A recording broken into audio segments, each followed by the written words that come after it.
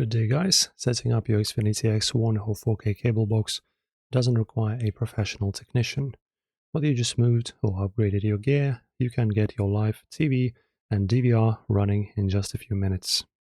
So first, locate the coaxial cable coming from your wall outlets. Plug it into the cable in port on the back of your Xfinity box.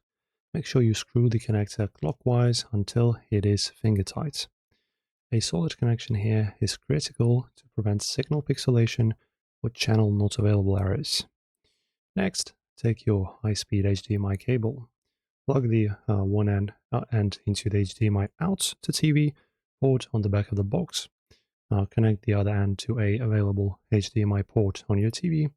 If you have a 4K capable TV, look for port labeled HDMI 2.1 or 4K 120Hz to ensure you get the sharpest resolution and HDR support. And now plug the power cord into the back of your cable box and then into a wall outlet.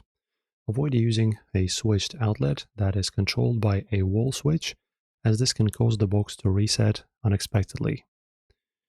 You'll see a light on the front of the box begin to blink or stay solid, indicating that system is booting up.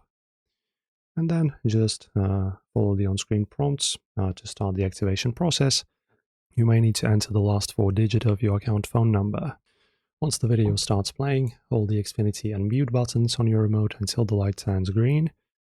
Then enter the code on the screen to pair your remote to control your TV's volume and power.